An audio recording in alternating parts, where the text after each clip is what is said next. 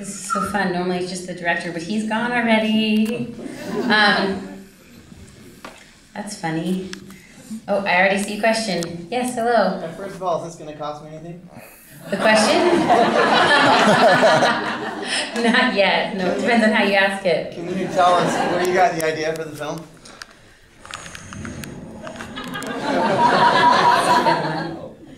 There's been a lot of press about this, so maybe you already know the answer and you're just making me uncomfortable.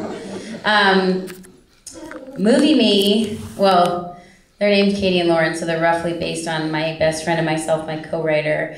I'm not an actor, so we got Ari Grainer to play me. But I ran a phone sex line very briefly out of my dorm room at Florida State.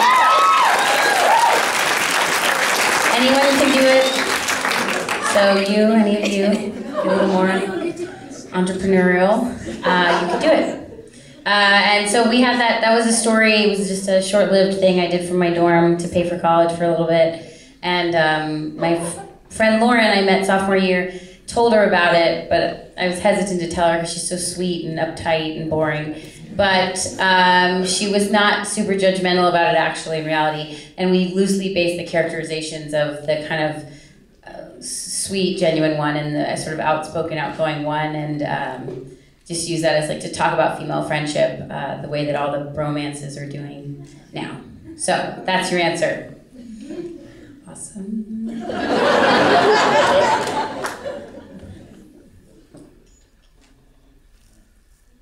Oh. Yep. So my question is concerning the scene about the rape prevention, and I just want to know why you chose to put that scene in there, because it kind of perpetuates a lot of rape culture and myths, and so I'm just curious about that scene selection. Sorry, clarify your question first. Or wait, maybe don't. The rape prevention scene, I don't think there was anything, it wasn't written to perpetuate anything.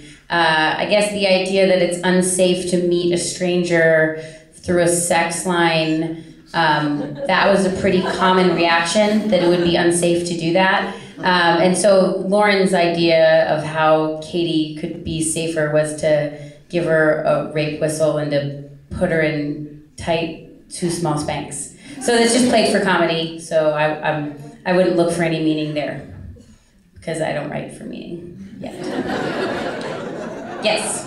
Hey, can you talk about the challenges of, you said that kind of was coming from a real experience, but then fictionalizing it and kind of, I don't know, crafting it into a, like linear narrative that, I don't know, just the editing process of your screenplay? It started off that it was really our story in a lot of ways, but it continued to evolve, and so Movie Me and Movie Lauren became their own people, and so Lauren plays a caricature of herself, and Ari plays a caricature of me, and something I learned through independent filmmaking was that the movie is like a living, breathing thing. So, and it starts off as a script and it's a stack of paper, and then, producers come on and actors come on, and Ari Grainer is an executive producer, and talent comes in, and let me tell you, actors all have an opinion on their role and what it should be, and so that kind of a thing, and then the director has an opinion, and,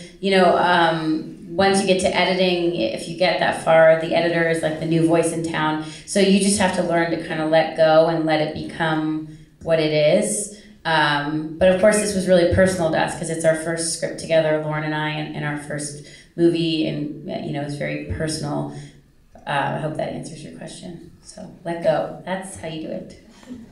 Big guy with a hand. Some funny moments that happened during the filming that you could mention that weren't part of the movie, but were probably as hilarious.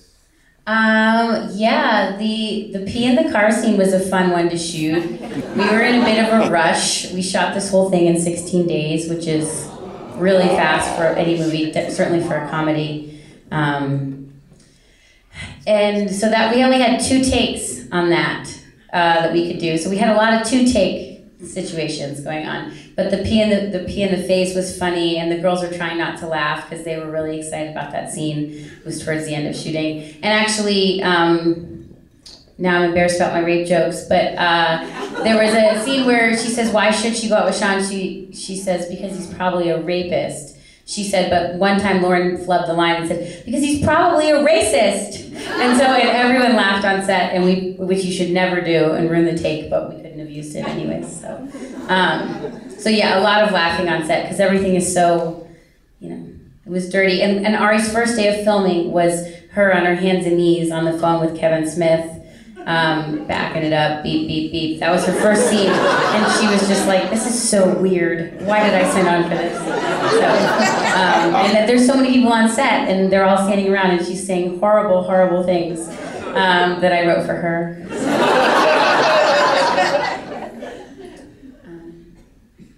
By the way, great movie, hilarious.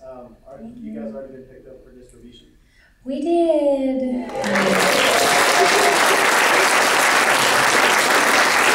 Very exciting.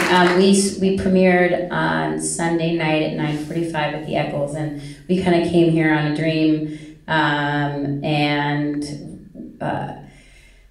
These things happen really quickly if the movie's going to get picked up, and it was sort of, we were worried about Celeste and Jesse and The Bachelorette and the other comedies coming out because there's only so much that will get bought. But by 2 a.m. Monday night, we had been bought by Focus Features for $2.5 million. So, quite lucky that way. Plus, Focus Features is awesome. I don't know if you know them, but everything they make is super rad. So, yes, thank you. You're better than The Bachelorette. Oh, thank you. I haven't seen it. I wanted to. So. My question is no longer relevant, but I have to tell you, I work in film myself. I have for 20 years. I was going to ask you about your crew. I was very impressed by the quality. Well, I just have to say, 16 days just blows me away. Having done this and done it for 20 years, the quality you put into 16 days is just amazing. Yeah, I will speak to that briefly, but yeah, we lucked out because it was such a passion project for so many people. So we got a really wonderful director, Jamie Travis, who is a very strong visualist, and his shorts had appeared at Sundance and TIFF and had won awards. And our DP was a friend from film school, but James Laxton, who's amazing and shot a couple movies that are at Sundance this year, but he really wanted to work with Jamie Travis. And so he came on because of that, and the production designer came on because she wanted to work with him, and then the line producer knew my manager, and so he wanted to work with us. And so everyone came through a friend, which was great because nobody really got paid at all, and worked really long hours. It was super disorganized. And we called it Sam and Ursula's Film School because of our line producer, Sam, and Ursula, our UPM, and they just were constantly like, where do we get these teenagers? We're like the art interns. Like one day they locked all the keys to all the cars in the trunk of one of the cars by accident, and they just, But we got a deal on the cameras. We shot on the Alexa. We had 2 of them, which is why it looks the way that it looks. And we had a really great colorist and a really great editor that was very junior, who did an amazing job, and now probably will never call us again. So, yeah, the crew is really important, and this is their movie too. This is our movie. On the editing room floor, about how many scenes would you say could get cut? Because there were a lot of laughs in here, but I could only imagine how many more must have been in the original.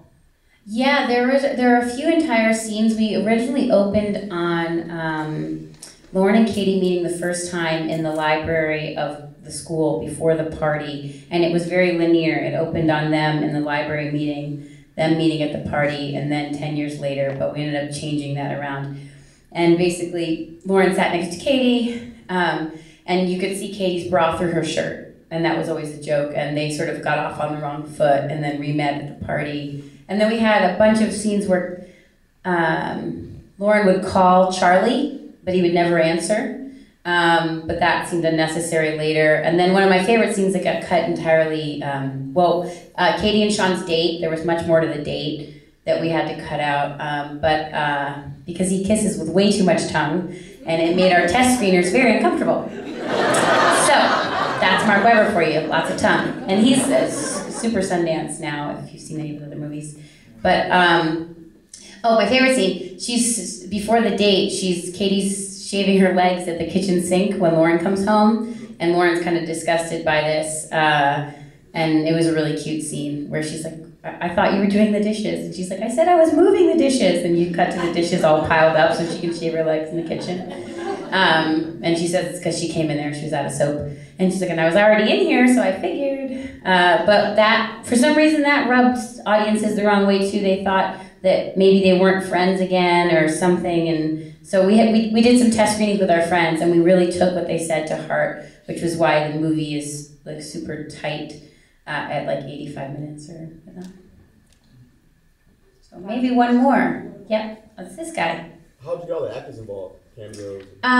Well, Ari Grainer she was in Nick and Nora's playlist, and we have the same management company, and we really, really loved her for Katie. So we went to her, and that was easy. And then Lauren's husband is Seth Rogen. And we thought we never wanted him to be in the movie because we wanted to do it on our own, but Lauren had an idea that all the phone sex callers be comedians. And then we were like, hello, he's right there. And of course he would do it, he thought it was funny.